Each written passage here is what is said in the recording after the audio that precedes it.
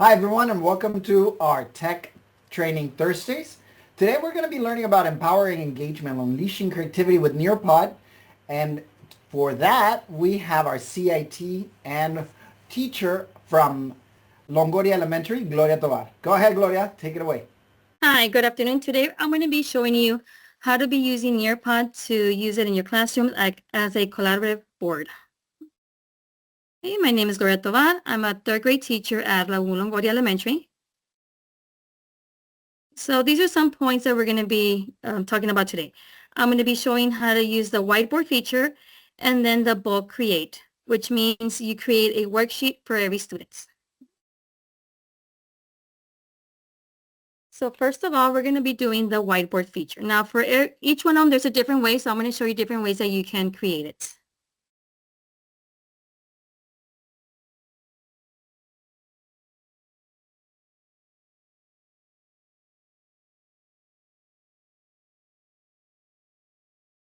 So of course you need to log into your Canva.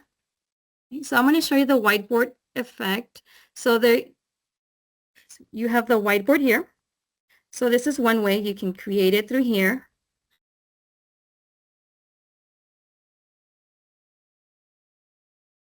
You can add anything you want. So if I'm going to do it for science, you can do a science topic if you just want students to work out a math problem.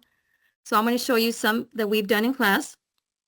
And so the only thing for this one is that everybody's working on it at the same time. So you're going to see all their names, and it might be confusing for the students to work on it because they're going to be moving each other's work. So there's different ways that you can work with this one.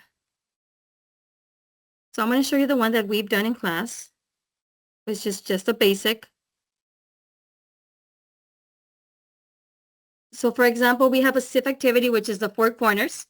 So instead of having the students stand up to their corner, all they would do is just come. I did A, B, C, D, and they would come and put their name there. So for example, if they thought the answer was A, they came and wrote their names here. And that way you know their misconceptions or why did they get the answer incorrect. You can also, we did it for reading. So all we did was the informational text. We have one for that, for poetry, for literary fiction. So because the students see their names all over the place and they get confused, I assigned each page for a different group. So for example, group 1 worked with informational text. They found their pictures that was relating to that genre. Then group 2 did poetry. They found their emojis and their pictures there. And then group 3 did literary fiction. So they just incorporated pictures from using their Canva uploads. So this was one way, because the first one where they did 4 corners, it was kind of confusing for them because they were just moving their own names around. So I did like the group activity instead, because that way only that table was able to see their names there. It was about 4 students in each group. So all you would do is just share with your students. And then when you do share, just make sure they can edit it so they can go in there and fix, do their portion. And then I always click anyone with a link and then edit. And then you just share with Google Classroom. You would click Google Classroom, continue, and set up the assignment like we do any other assignments. Now for the whiteboard, there's also a classwork tab over here to the left. If you click on the classwork, you can click new activity, and the whiteboard is here. So these are other activities. Let me explain that again. You go to classwork on the left, new activity, and these are other activities that you can share with your students. So for example, if I click on worksheet. So in this one, you can assign it as a group or individually as well. We do want them to be working together so they can be doing the same activity as once. So you can use it for any content area. I'm going to put multiplication.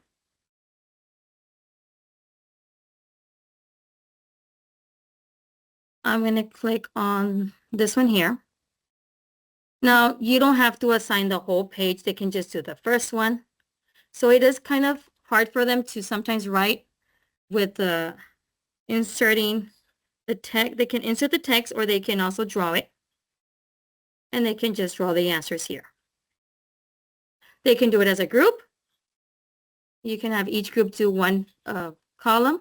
Or if you want to assign it to everybody in the classroom to be working on it at once, individually, for each student to have their own copy, you're going to have to go to the left tab and look for bulk create. So you click on that one, and now it's going to give you an option to enter data manually or upload data. I typed my names in a spreadsheet in Excel.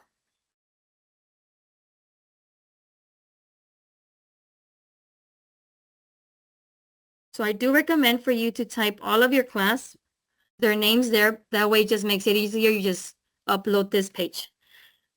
Make sure you put names on the first one and then write your students' names. You type them in there. And then once you go to the Canva, back to Canva, I'm going to upload data. If you don't have them in the beginning, you can enter data manually. Go to the bottom, clear the table, and then type the student's name. And then you continue.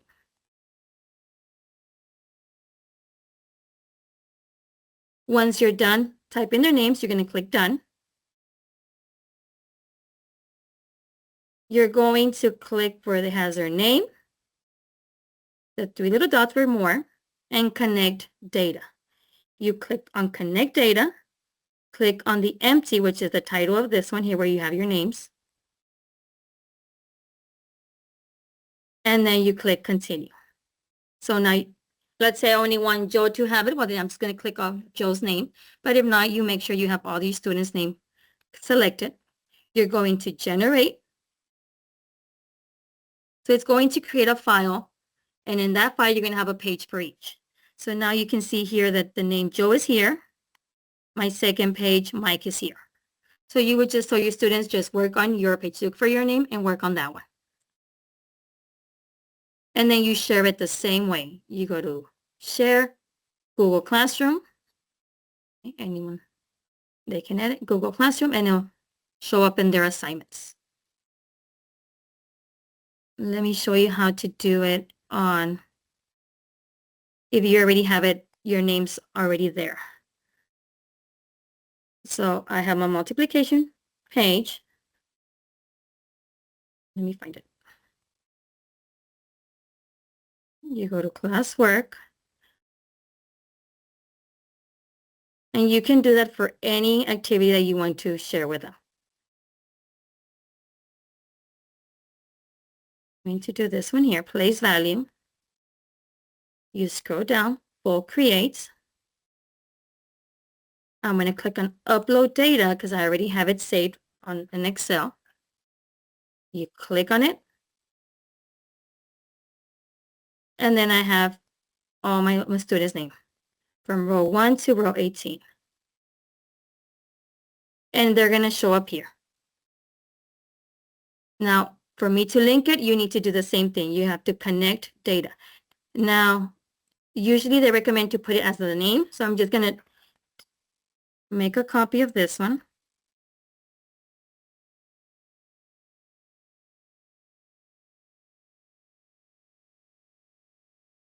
And put name there. That way I connect the data with that one. They put their name here. Okay, the three little dots, or you can click connect data up here. The title names. You continue. Once again, if you want all your students to have that worksheet, or if you're going to do it in groups, you can do another Excel with their names, group 1, 2, and 3. That way they work together on it. Generate.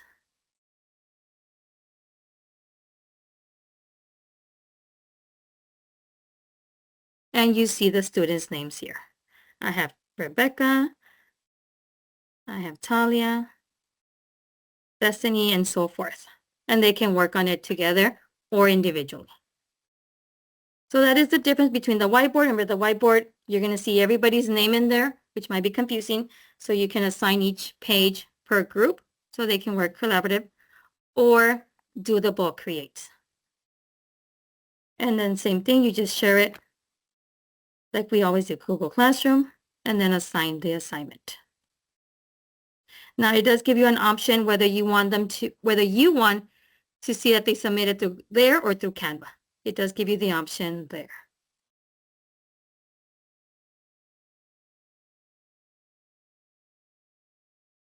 Just gonna put Canva.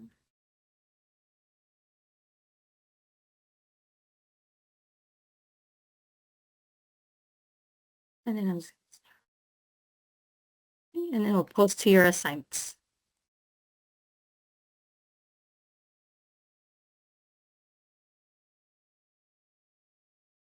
And remember, you can use it for any topic, any concept. There's a lot of pages, worksheets that are here ready for you. There's maps. If you do group work, there's flashcards. There's a lot of templates that you're able to use with your students. You just click on templates and there's a lot that come up. There's mind maps that you're able to use, cause and effect. You just type it in and the templates will be there for you to use. All you would do is just click on it and then just assign it to them.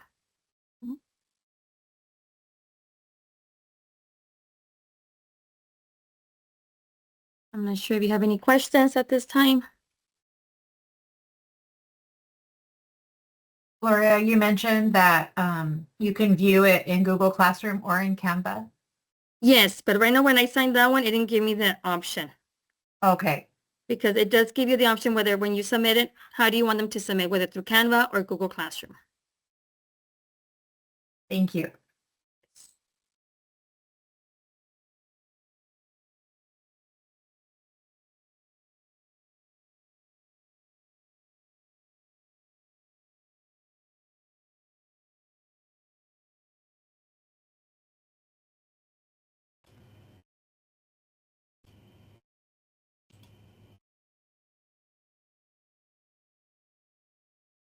Does anyone else have any questions for Gloria?